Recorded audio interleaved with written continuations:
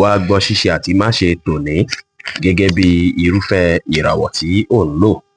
Mo kí Ọlọ́run ọba, mo ṣèbà Olódùmarè, ìbà akọ́dá ayé, ìbà aṣẹ̀dá ọ̀run, mo ṣèbà Ọ̀rúnmìlà atórí ẹni tí ò sunwọ̀n ṣe, mo júbà ọkùnrin, mo júbà obìnrin, mo kí gbogbo ojú tó ń wò mí níbikíbi tí ẹ ti ń gbọ́ mi káàkiri àgbáńlá ayé. Èyí ni ìwádìí ojoojúmọ́ fún gbogbo ìràwọ̀ pátá àti ṣíṣe àti máṣe fún gbogbo ìràwọ̀ pátá ti tòní, tí ń ṣe ọjọ́ Sunday July 20 ọdún 2025 tá wà nú ẹ̀ yìí. Ẹ̀yin tẹ́ ń wò mí pátá, ẹ dákun ẹ dábọ̀ ẹ bá ń share fídíò yìí kó kárí ilé kó kárí oko, kó lè jẹ́ ìwúlò àti àǹfààní fún ọ̀pọ̀lọpọ̀ ènìyàn. Kí ẹ sì má gbàgbé láti follow, kí ẹ sì subscribe, kí ẹ lè pẹ̀lú àwọn tá máa jàǹfààní onírúurú fídíò tá à ń fi léde lójoojúmọ́ fún ìdàgbàsókè ìjọmọ ènìyàn. Ẹ̀yin tẹ́ sì fẹ́ ṣèwádìí onírúurú láǹfààní láti kàn sí wa ní WhatsApp 09033897161. Ẹ̀yin tẹ́ ń lò ràwọ̀ iná tó kan yan Aries, ẹ̀yin tá a bí láàrin March 21 sí April 20. Lọ́jọ́ tòní gbogbo nǹkan kíkan tẹ́ bá ń ṣe láàyè iṣẹ́ pátápátá lẹ máa ṣe láṣìyanjú. Kódà ẹ̀yin tẹ́ lọ síbi iṣẹ́ tẹ́ bá ní nǹkan tó ṣe kókó fún yín láti ṣe nílé, ìrọ̀rùn lẹ máa yanjú gbogbo ẹ̀ pátápátá. Lọ́jọ́ tòní àwọn nǹkan dáadáa máa ṣẹlẹ̀ nígbèésí ayé yín, tó sì jẹ́ pé àwọn èèyàn máa tún nífẹ̀ẹ́ yín sí dáadáa lọ́jọ́ tòní, tí wọ́n nífẹ̀ẹ́ tí ohun tẹ́ ń ṣe. Ṣùgbọ́n kẹ́ bá kíyèsára lọ́jọ́ tòní, pàápàá tẹ́ bá ń rìnrìn àjò, ẹ̀yin tẹ́ jẹ́ dírẹ́fà ẹ kíyèsára, torí accident lè fẹ́ ṣẹlẹ̀ sọ́pọ̀lọpọ̀. ẹ̀yin tẹ́ ń lò ràwọ̀ yìí lọ́jọ́ tòní kẹ́ kíyèsára dáadáa. Ó dára kí ẹ má wulẹ̀ travel ọ̀nà jí lọ́jọ́ tòní. Lẹ́yìn kí ẹ rí dájú pé ẹ kíyèsára, ẹ má ṣojú àánú ju bó ṣe yẹ lọ, ẹ má tàṣe dìbò ohunkóhun, ẹ ṣe àwọn nǹkan tá mú kí inú ìlú káyọ̀ yín kún, ṣùgbọ́n kẹfẹ́ lẹ̀ ṣe. Bákan náà sì ré, ẹ fi ọgbọ́n àtòyè tọ́lọ́run fún yín ṣe ohunkóhun. Red jẹ́ kọ́lọ̀ tó dára jù fún yín láti wọ̀ láṣọ lónìí. Aago 2 ní ọ̀sán sí aago 3 ní ọ̀sán ni àkókò èyí tó dára jù fún yín láti fi ṣe ohun tó ṣe kókó, tó ṣe pàtàkì jù nínú ìgbésí ayé yín ní ọjọ́ tòní. Ẹ̀yin tẹ́ ń lò ràwọ̀ erùpẹ̀ alámọ̀ Taurus, ẹ̀yin tàbí láàrin April 21 sí May 20, ó ṣeé ṣe kí mọ̀lára yín rí bákan lọ́jọ́ tòní, kí mòdù yín rí bákan, ọkàn yín fẹ́ pòrúurú bákan, ṣùgbọ́n kẹ́ kíyèsára, ẹ má sì jẹ́ kí mọ̀lára yín lágbára jù yín lọ.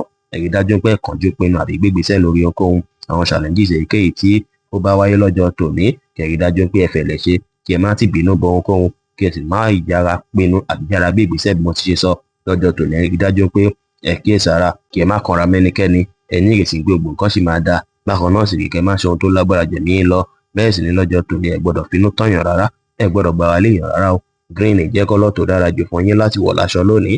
Aago 4 ní ìrọ̀lẹ́ sí aago 6 ní ìrọ̀lẹ́ ni àkókò èyí tó dára jù fún yín láti fi ṣe ohun tó ṣe kókó, tó ṣe pàtàkì jù nínú ìgbésí ayé yín ní ọjọ́ tòní.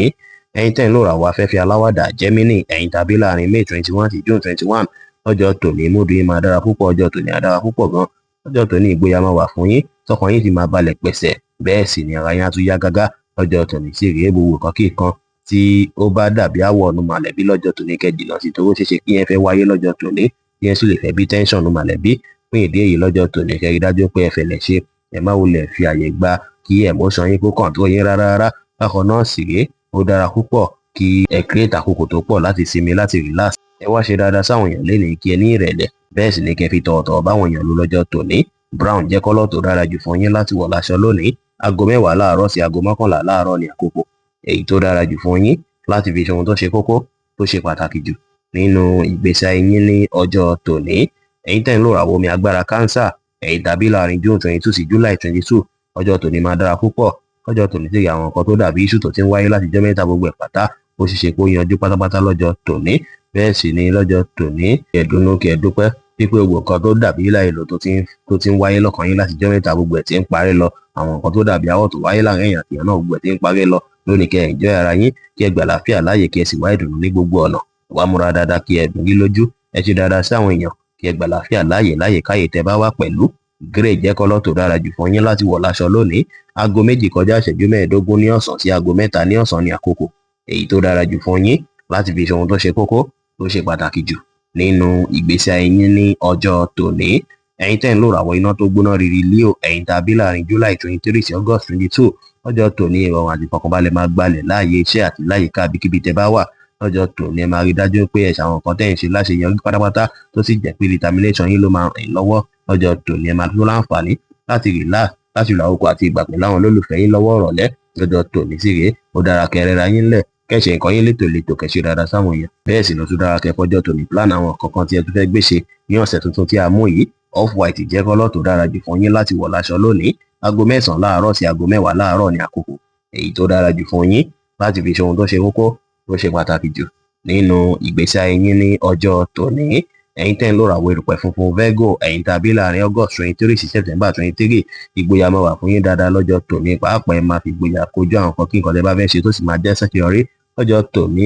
Ó ṣeé ṣe kí gbogbo nǹkan lọ dáadáa fún yín o. Ẹ̀yin tẹ́ bá lọ síbi iṣẹ́, gbogbo iṣẹ́ tẹ́ bá ṣe pátá lẹ máa ṣe láṣeyọrí tó sì jẹ́ pé ẹ máa ríre gbámú dáadáa láàyè iṣẹ́. Bákan náà sì rèé, àwọn mọ̀lẹ́bí á dúró tì yín, ẹ máa ríre gbámú, bẹ́ẹ̀ sì làṣeyọrí máa wáyé fún yín ní gbogbo ọ̀nà lọ́jọ́ tòní. Gbogbo nǹkan kí nǹkan tí ẹ bá ń wò pé bóyá ẹ fẹ́ gbájúmọ́, ẹ fẹ́ ṣe, ẹ má bẹ̀rẹ̀, ẹ má ṣojo, ẹ ṣe wọ́n, àṣeyọrí lẹ máa ṣe wọ́n. Ẹ wá tẹpá mọ́ṣẹ́ kẹ́ ṣe dáadáa sáwọn èèyàn lónìí, ẹ ní ìrẹ̀lẹ̀, bẹ́ẹ̀ sì lẹ lómìnira láti káàkiri lọ ibikíbi láti lọ wá oore lọ́jọ́ tòní, kò sí wàhálà. Blue jẹ́ kọ́lọ̀ tó dára jù fún yín láti wọ̀ láṣọ lónìí. Aago 12 ní ọ̀sán sí aago 2:30 ní ọ̀sán ní àkókò èyí tó dára jù fún yín láti fi ṣe ohun tó ṣe kókó, tó ṣe pàtàkì jù nínú ìgbésí ayé yín ní ọjọ́ tòní. Ẹ̀yin tẹ́ ń lò ràwọ̀ afẹ́fẹ́ márìmí fún Libra, ẹ̀yin tàbí láàrin September 24 sí October 23, ó ṣeé ṣe kí ọ̀pọ̀ yín kí ẹ ní àwọn issue kankan nu marriage yín lọ́jọ́ tòní tàbí relationship yín, èyí sì lè fẹ́ jẹ́ kí ìbàlẹ̀ ọkàn fẹ́ wáyé fún yín tàbí kí nǹkan náà má tẹ́ yín lọ́rùn lọ́jọ́ tòní.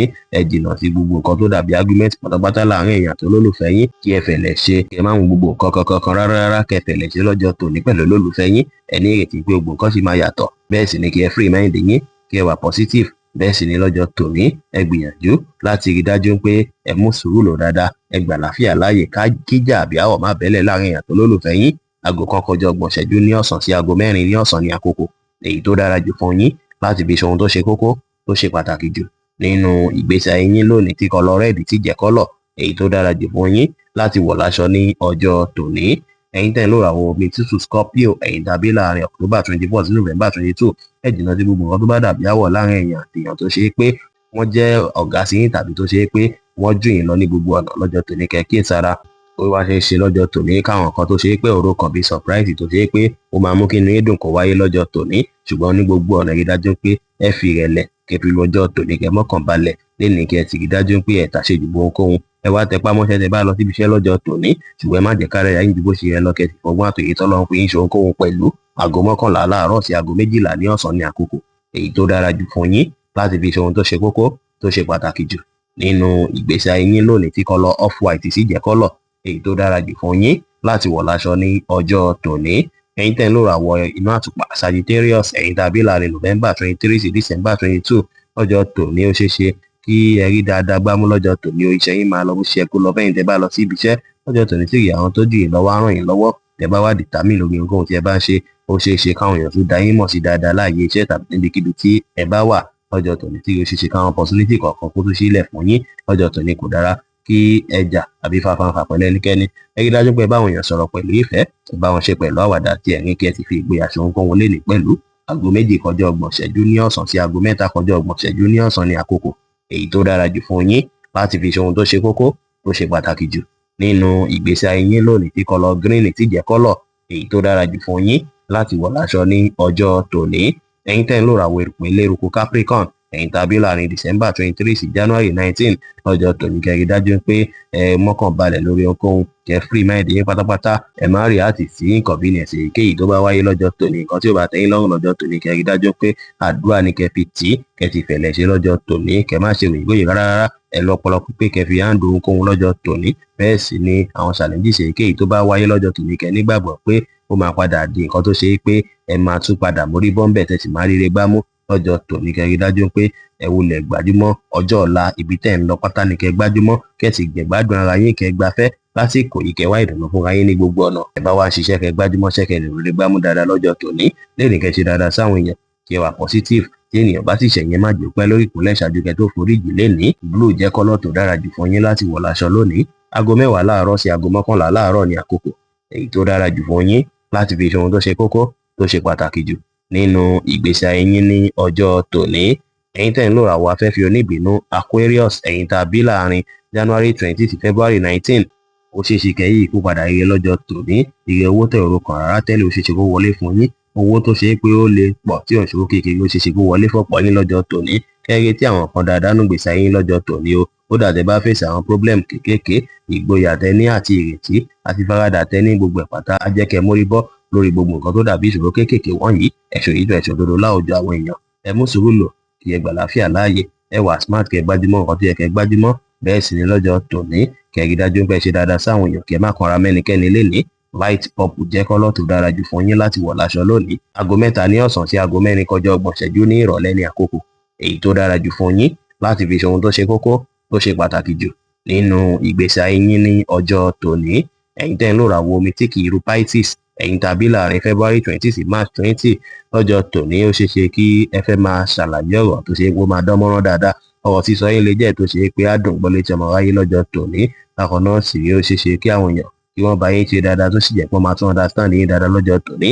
Ẹ̀yin tó bá ṣe pé ẹ lọ sí ibi iṣẹ́ ó ṣeé ṣe kí ẹ tún ní àwọn èròǹgbà kan lọ́jọ́ tòní táwọn iṣẹ́ yín lọ́wọ́ dáadáa. Bẹ́ẹ̀ sì ni lọ́jọ́ tòní ó ṣeé ṣe kí iṣẹ́ yín kó tún ní ìdàgbàsókè dáadáa. Ọpọlọ yín á sì tún jí pépé lọ́jọ́ tòní sí rẹ̀ má dá sọ́rọ̀ tí wọ́n pè é sí àbí tí ó kàn yín. Ẹ rí dájú pé ẹ ní ìrẹ̀lẹ̀ kí ẹ rí dájú pé ẹ pa àwọn plan yín mọ́.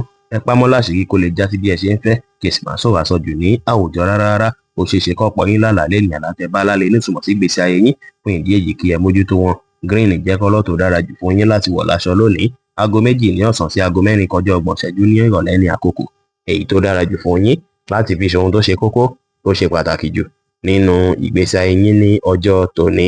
Bí ó ṣe jẹ́ nìyẹn fún gbogbo irúfẹ́ ìràwọ̀ méjìlá tó wà pátá. Ẹ̀yin tẹ́ ń wò mí pátá ẹ má gbàgbé pé Ọlọ́run bo Olódùmarè nìkan lọ́ba tó ní ìmọ̀ jùlọ. Ẹ̀yin tẹ́ fẹ́ ṣèwádìí onírúurú ẹ láǹfààní láti kàn sí wa ní WhatsApp 09033897161. Ire gbogbo ajẹ́ tiwa lónìí, lọ́sẹ̀ yìí, lóṣù yìí àti ní gbogbo ọjọ́ ayé wa láṣẹ Èdùmàrè. Ire o.